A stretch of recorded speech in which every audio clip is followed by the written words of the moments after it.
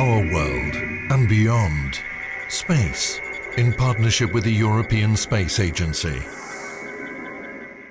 If you believe they put a man on the moon, man on the moon. Music in space is something very important for the morale of the crew and for the psychological support of the crew. Good morning, Atlantis. This is Michael Stipe from REM. Music in space is so important, in fact, that the shuttle astronauts were famously serenaded every morning from the ground. Good morning, Atlantis. This is Elton John. We wish you much success on your mission. Canadian astronaut Chris Hadfield remembers it well. The music for the space shuttle crew was played, in fact, at the moment they woke up. It was in place of an alarm clock. They'd be sound asleep. In fact, when I was asleep on the shuttle, the first thing you'd hear would be the little click of the communication system sort of connecting, and then out of these little tiny cheap speakers on the space shuttle, you would start hearing music blaring through the space shuttle to wake you up. Good morning, guys. Wake up!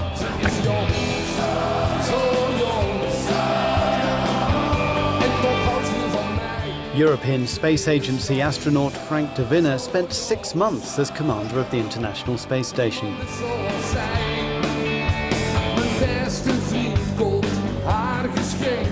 My favorite music would be rock and roll because it's upbeat, it gives you energy, it brings you into a good mood. I like to listen to it as well. So of course we have all the rock and roll artists from my youth in Flanders in Belgium, like De Kreuners or Raymond van het Groenewoud, but I also listen to Bruce Springsteen, The Kings, you have Dire Straits, for example. These were the type of music that I would take with me. Sometimes the astronauts themselves make the music. Okay, you believe it. ESA's Thomas Reiter jammed with Chris Hadfield on the Mir space station.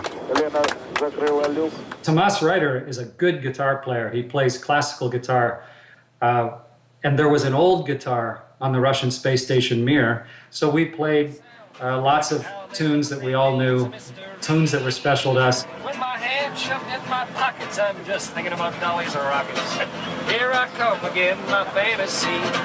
Yeah, there I go again, my fantasy.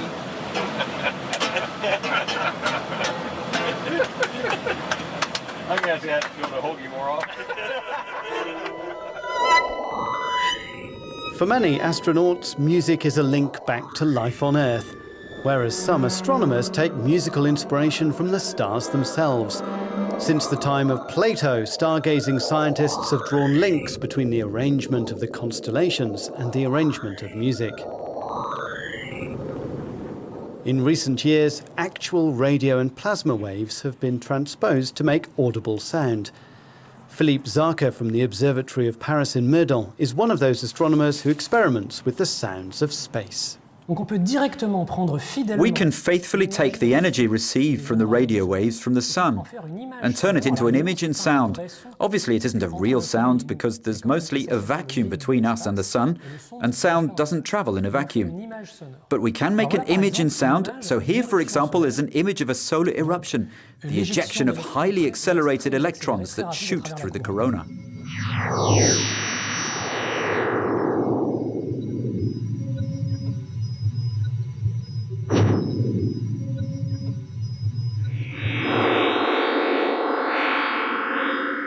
Zarka has transposed electromagnetic activity from sources all around the solar system. His aim is to help the public understand the Sun, the planets and the Milky Way a little better. The audible results can be quite surprising.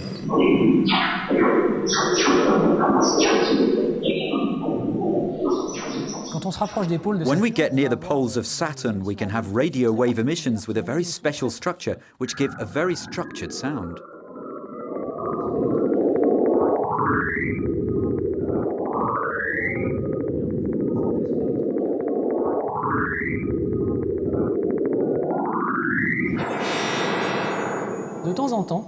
Sometimes the electron beams produced between Io and Jupiter are so fast that we really don't have to compress time, and you have the impression of hearing birds singing, which is in fact the beams of electrons travelling between Io and Jupiter.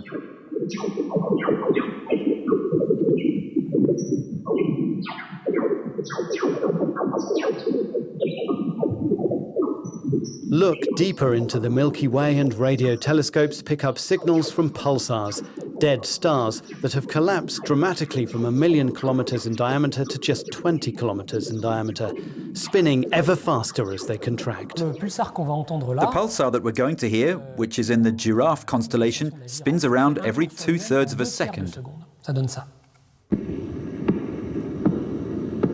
The rotation rate of these pulsars can go up to 1,000 or several thousand per second, what we call millisecond pulsars. And there's an observation of a cluster of stars at the edge of our galaxy that's been transposed into sound. And we can hear a kind of cosmic symphony, which is made up of the layers of signals coming from 20-odd pulsars.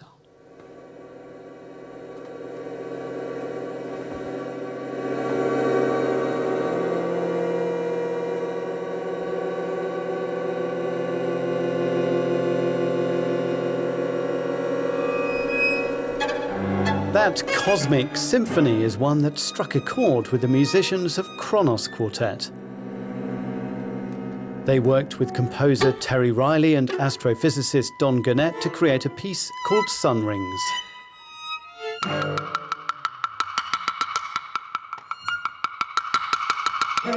It integrates the same kind of audio transpositions developed by Philippe Zarka, with Riley taking fragments of melody from the space observations and turning them into musical themes.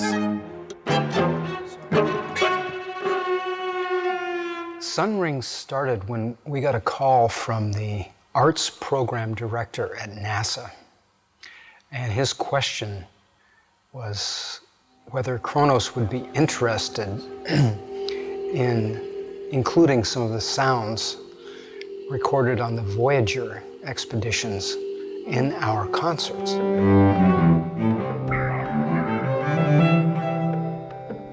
For Kronos, creating Sun Rings was like a voyage in space.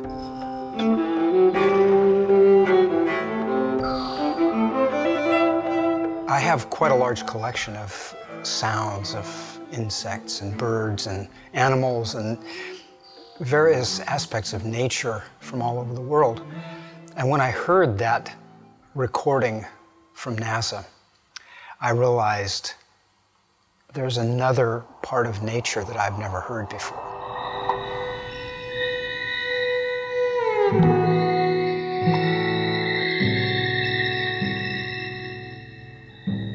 There were like whistlers, there were these kind of bizarre animal-like shrieks. It was amazing because it really sounded to me like there was an entire universe of sonic information that was recorded.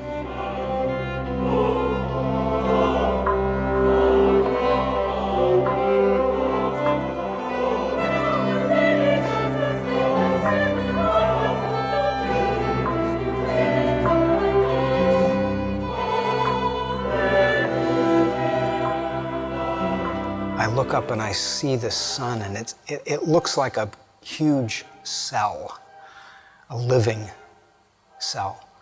And it's thoroughly inspiring every time I get to look at that.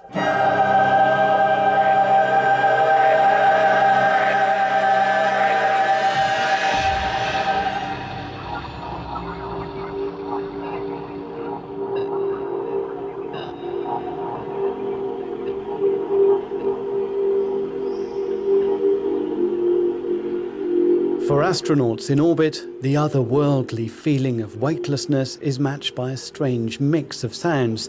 Some become familiar, others are unique and live with you for a lifetime.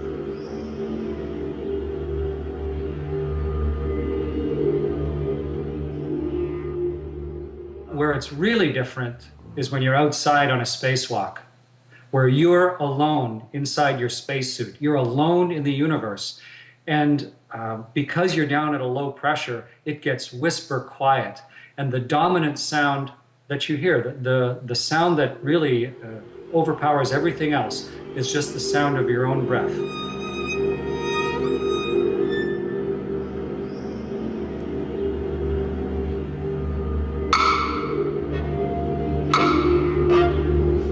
The space station, when we are in the sun, it heats up. When we are in the cold, it shrinks down a little bit. So also there you had sometimes these metallic noises that came out of the nowhere in the space station. In the beginning, it's a little bit strange to say, "Ooh, what's happening here?"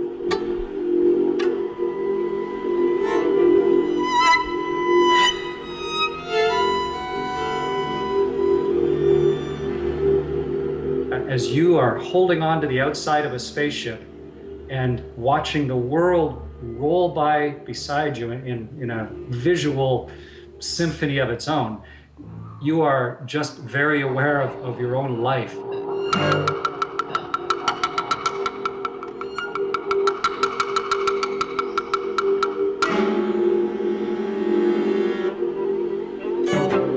Now, of course, entering the atmosphere at the speed of Mach 25, 5 times the speed of sound, it really makes a hell of noise in the cabin. You can also hear in the cabin the noise of the reactors, the jets firing to stabilize the vehicle and to control the vehicle. So this is also something that is spectacular. And of course, this happens while you're in a kind of a fireball, because the vehicle heats up at the outside to about 2,000, 2,500 degrees centigrade. So it's really like a fireball that you see through the windows, and then this screaming noise that is coming from the air floating by. It's quite spectacular.